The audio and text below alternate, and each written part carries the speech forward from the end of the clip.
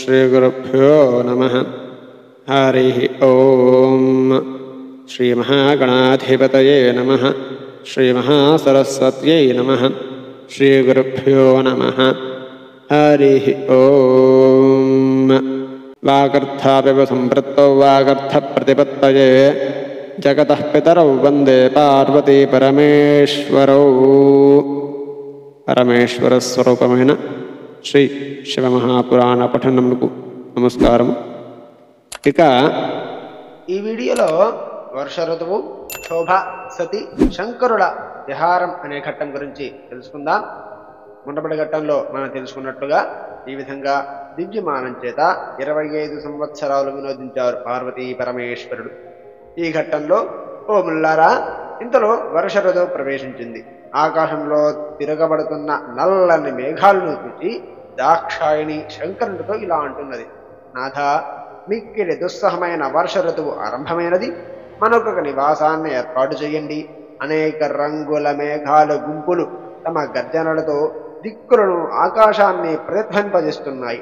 వేగంగా వీచే గాలులు కదంబ పుష్ప పరాగాన్ని ఎగరగొడుతూ, నీటి ధారలను చెడగొడుతూ హృదయానికి భయాన్ని కలిగిస్తున్నాయి. కుండపోతగా జలాలను వర్షిస్తూ మెరుపు తీగలే పతాకాలుగా తీవ్రంగా గర్జిస్తున్నాయి. ఏ మేఘాలను చూస్తే ఎవరి మనస్సు భీతివహం కాకుండా ఉంటుంది చెప్పండి? మేఘఛిన్నమైన సూర్య చంద్రులు గోచరం కాని కారణంగా, అనగా కనబడని కారణంగా రాత్రి పగలు ఒకేలా ఉంది. ఈ సమయంలో వాయు సంచరితగాములైన ఈ మేఘాలు, అనగా గాలితో కూడిన మేఘాలు, చంచలమైన లక్ష్మి వలె, అనగా ఒక్క చోట కూడా ఉండని లక్ష్మిలాగా ఒకే చోట ఉండట్లేదు కదా. గాలికి కదులుతున్న మహావృక్షాలు ఆకాశంలో నర్తిస్తున్నట్టున్నాయి. అనగా ఈ గాలికి చెట్లు కూడా నాట్యం చేస్తున్నాయా అన్నట్లు ఉన్నాయట. వీరులకు భయాన్ని కలిగిస్తున్నాయి, అనగా భయం లేని వారికి కూడా భయాన్ని కలిగిస్తున్నాయి. నల్లని మేఘాలు, ఎగిరే తెల్లని కొంగలు యమునా నదిలో నురగల్లాగా ఉన్నాయి. నల్లని జలధారల మధ్య ఉదయిస్తున్న అరుణుడు సముద్రంలో మండుతున్న బడబాగ్నిలా ఉన్నాడు. గృహ ప్రాంగణంలోని గింజలు మొలకెత్తుతున్నాయి. పంట చేలల్లో సస్యాలు పెరుగుతున్నాయని వేరే చెప్పాలా? నాథ, ఈ సౌందర్యం చాలా కుటిలమైనది సుమా. కలిలో లక్ష్మీదేవి సత్పురుషులను వీడి దుష్టులను ఆశ్రయించినట్లుగా కింశుక పుష్పాలను ఆశ్రయించింది. మేఘాల గర్జనకు నెమళ్ళు నాట్యం ఆడుతున్నాయి. చేతక పక్షులు వాటి సంతోషాన్ని వెళ్ళబుచ్చుతున్నాయి. ఎటువైపు చూసినా వర్షపుధారలే, మేఘాలు రావటం లేదు. సృష్టిలో అందరికీ దుర్దినమే, కానీ చేతక మాయూరాలకు మాత్రం మిక్కిలి ఆనందకరం. అవి తమ శత్రువుల పరాభవాన్ని చూసి మనస్సులో ఎంతో సంతోషిస్తున్నాయి. ఇటువంటి విషమకాలంలో కాకులు, చకోరాలు వాటి గూళ్లను విడిచిపెట్టడం లేదు. అదా, మనకంటూ ఒక ఇల్లు లేదు కదా, ఎక్కడో ఒక చోట ఇల్లు కట్టే ప్రయత్నం చేయండి అని అడిగింది దాక్షాయిణి.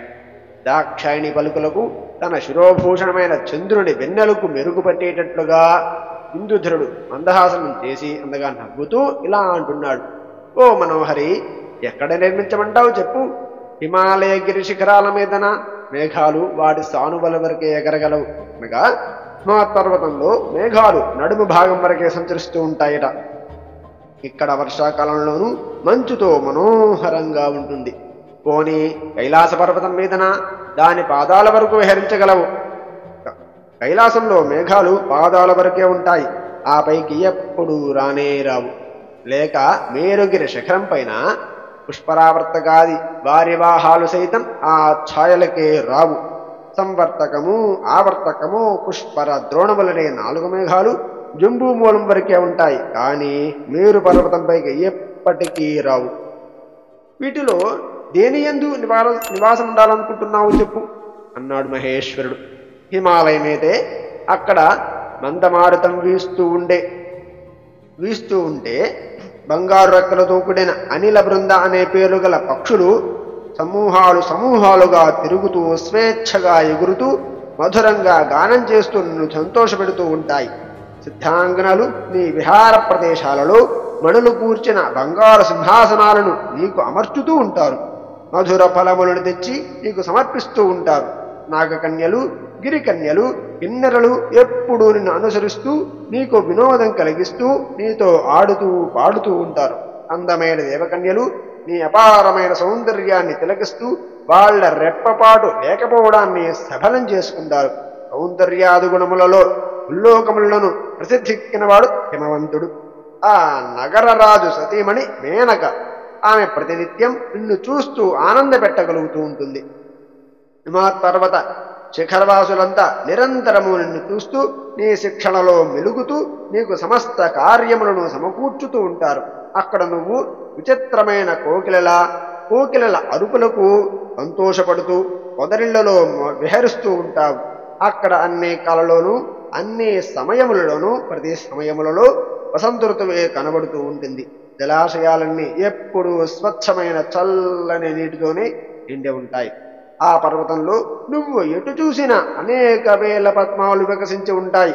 సమస్త కోరికలను తీర్చే కల్పవృక్షాలు, మనోహరమైన పచ్చిక బయళ్ళు, సుగంధభరితమైన పువ్వులు, గోవులు, అశ్వములు, గజములు చూడముచ్చటగా ఉంటాయి. అక్కడ సింహ, శార్దూలాది ఘోర భయానక జంతువులు కూడా పరమశాంతంగా ప్రవర్తిస్తూ ఉంటాయి. అహింసతో మెలుగుతూ ఉంటాయి.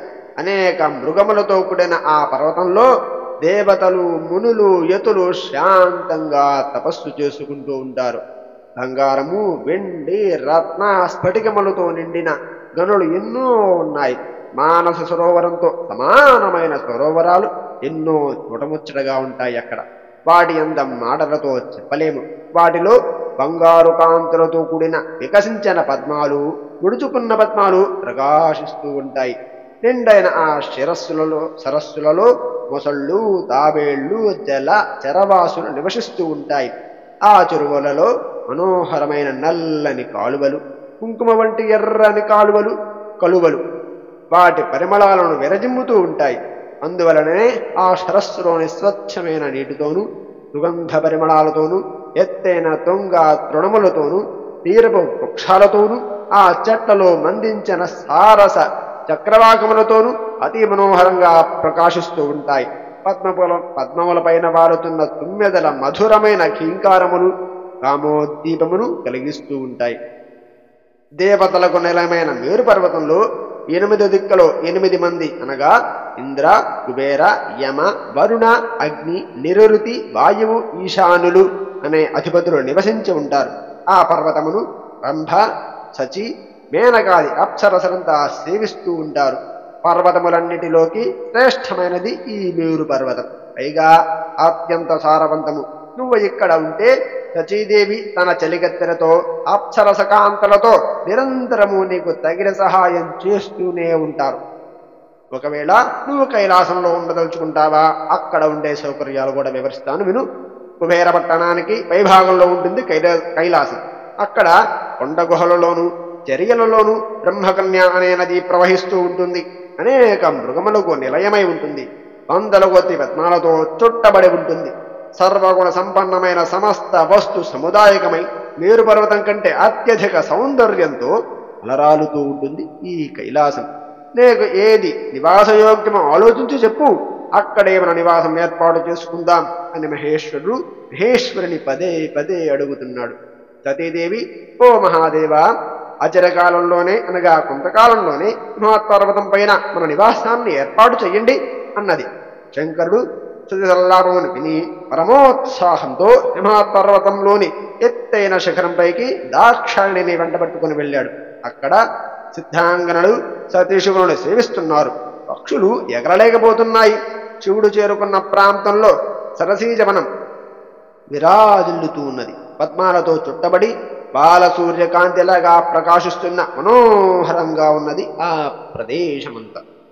పచ్చిక బయళ్ళన్నీ అన్ని రకాల వృక్షాలతో స్ఫటికాగ్ర సంకాశముతో శోభిల్లుతున్నాయి. సరోవరాలన్నీ అనేక విచిత్రమైన పూలతో ప్రకాశిస్తున్నాయి. వ్యాపించిన చెట్ల కొమ్మలని తుమ్మెదలతో అలరాలుతున్నాయి. విస్తరించిన పద్మాలతో చక్రవాక కలహంస సారస క్రౌంచాది మత్త ఖగములను కుజితాలతోనూ చుకపిక మధురాలాపనతోనూ ఆ ప్రాంతమంతా అతి రమణీయంగా అలరాలుతూ ఉన్నది. సిద్ధులు అప్సరసులు గుహ్యకులు విద్యాధరులు కిన్నెరులు పర్వత స్త్రీలు కన్యకులు పురంధ్రులు మొదలైన స్త్రీ సమూహమంతా సతీశివులను సేవిస్తూ నృత్య వాద్య గాన ప్రదర్శనలు చేస్తూ వీణులు వాయిస్తూ తాంబూరులు మీటుతూ మృదంగ పటాహంకాళాలను మ్రోగిస్తూనే ఉన్నారు. అప్సరసులు నృత్యములతోనూ వినోదం కలిగిస్తున్నారు. దేవతల చేత నిర్మించబడిన దిగుడు బావులు మిక్కిలి లోతైన వికసించిన పద్మాలతో విరాజిల్లుతూ ఉన్నాయి. ఇటువంటి శోభాయమాయమైన గిరిశిఖరాల మీద ఎందు సతీశివుల చిరకాలము సంతోషంతో నివసిస్తున్నారు.